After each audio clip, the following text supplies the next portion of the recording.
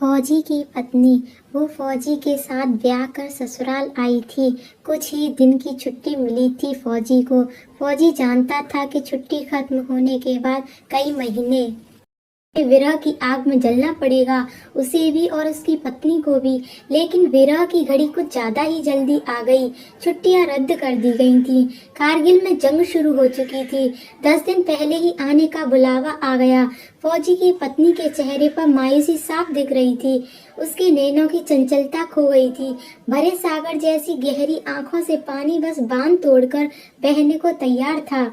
फौजी ने अपनी पत्नी को गले लगाया और बोला, फौजी से ब्याह किया है तूने तो मन को मजबूत तो करना ही पड़ेगा। बस तेरा पति नहीं हूँ, अपनी प्लाटून का सिपाही और भारत माँ का बेटा भी हूँ मैं। आंसू मत बहाना, क्योंकि जब फौजियों की बीवियों की आंखों से आंसू बहते हैं तो वो देश के देश उजड़ जाते हैं। उसकी पत्नी ने अपने मनोभावों को नियंत्रित करते हुए, जानती हूँ ज्यादा हक तो माँ और प्लाटून का ही है आप पर, ये दुराहत तो सहना ही पड़ेगा। फौजी ने बाहों का कसाब मजबूत करते हुए कहा, कैसी बात कर रही है? सबकी मांगों के सिंदूर सलामत रहे। भैया दोस्त पर किसी बहन के आंखों में आंसू न हो और हर माँ खुशी से व्रत रखे। बस इसीलिए ही तो फौजी सीमा पर खड़ा होता है। फौजी की पत्नी के चेहरे पर एक मुस्कान फैल गई और वो बोली, जानती हूँ और इसका अभिमान भी है फौजी, आगे भी मान रखूंगी। फौजी ने अपनी आंखों में याचना के भाव लाते हुए कहा, कल जब मैं जाऊं तो तू मुझे दुल्हन की तरह सजकर विदा करना। वैसे भी अभी तो तू नई नवेली दुल्हन ही है। उसकी पत्नी की मुस्कुराहट में प्रेम से भरी स्वीकृति थी। फौजी रुका और बिना उसकी तरफ देखे कहा, हाँ जीत कर ही आऊंगा। बस ये नहीं कह सकता कि मैं तुझे आगे बढ़कर गले से लगाऊंगा या तू मुझे आगे बढ़कर गले लगाएगी। इतना कहकर फौजी चल दिया। फौजी की पत्नी ने उत्तर दिया, जीत कर आया तो तेरी कसम सारी लोक लाज भूलकर तुझे गले से लगा लेगी तेरी पत्नी। फौजी ने चलते चलते ही हाथ हिलाकर अभिवादन किया। युद्ध चरम पर था। पता नहीं कितने घरों के चिराग अपनी आहुति दे रहे थे इस यज्ञ में। उस फौजी ने भी अपना धर्म निभाया। जो भी शत्रु उसके सामने आया वो धराशायी हो गया। जितने घाव फौजी के शरीर पर बनते थे उसका रूप उतना ही विकराल हो जाता था।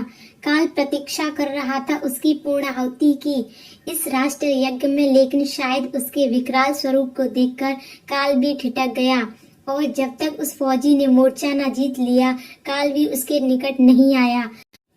फौजी अपने प्राणों का उत्सर्ग कर चुका था। उसका चेहरा तेजमय था। फौजी का मृत शरीर उसके घर लाया गया। ऐसा कोई नहीं था जिसके नेत्रों से अश्रुधारा न बह रही हो। पूरे गांव को गर्व था फौजी की वीरता पर। पीढ़ियों तक उसकी वीरता के किस्से गांव का मान बढ़ाएंगे। फौजी की पत्नी आई और कपड़ा हटाकर फौजी का चेहरा देखा।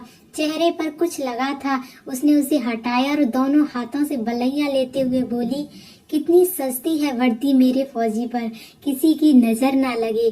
फौजी को विदा करने के लिए उसकी पत्नी ने 16 श्रृंगार किए। आज वो उस दिन से भी ज्यादा सुंदर लग रही थी जब वो दुल्हन बनकर फेरों के लिए आई थी। फौजी ने चुटकी ली, मुझे नहीं पता था तू बनाव श्रृंगार में इतनी माहिर है। आज तुझे देखकर लग रहा है कि तुझसे सुंदर कुछ नहीं। फौजी की पत्नी ने भी चुटकी ली। कहीं फौजी का मन तो नहीं डोल रहा? अपनी प्लाटून से दगा करने की तो नहीं सोच रहा? फौजी, नारी ऐसा तो यो मन है ही ना, प्लाटून से दगा तो ना हो पाएगी। फौजी की पत्नी ने कहा, एक बार जीतकर आ जाओ। अपने फौजी का स्वागत आज से भी ज्यादा सुंदर श्रृंगार करके करेगी तेरी पत्नी।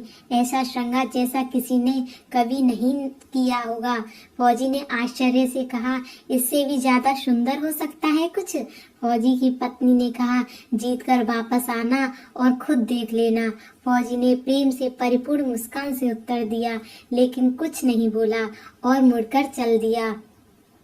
तभी एक हवा का झोंका आया और उसके कानों में फौजी की आवाज सुनाई दी। एक वादा तो निभा दिया पर दूसरा नहीं निभाया तूने। बोल रही थी कि ऐसा श्रृंगार करेगी जैसा किसी ने ना किया होगा, लेकिन तूने तो ना लाली लगाई ना सिंदूर। फौजी की पत्नी ने तुनक कर उत्तर दिया, जा नहीं करती श्रृंगार फौजी, दुराहत कर गया ना मेरे साथ, बस माँ से ही प्यार था तुझे। फिर उसने फौजी के चेहरे को अपने हाथों में लेकर कहा, तेरी वीरता के मान का ऐसा श्रृंगार चढ़ा है फौजी कि अब किसी श्रृंगार की जरूरत ही नहीं। तूने अपना खून बहाया तो मैंने अपना सिंदूर वार दिया भारत माँ के चरणों में। तुझसे एक रत्ती भी कम नहीं है भारत माँ से मेरा प्यार फौजी। फौजी की पत्नी के चेहरे पर स्वाभिमान का तेज बिखर रहा था, एक भी आंसू नहीं था उसकी आंखों में। वो सौंदर्य की प्रतिमा लग रही थी। रति और कामदेव भी ऐसा श्रृंगार नहीं कर सकते जैसा श्रृंगार उस फौजी के प्रति उसके प्रेम के अभिमान ने किया था।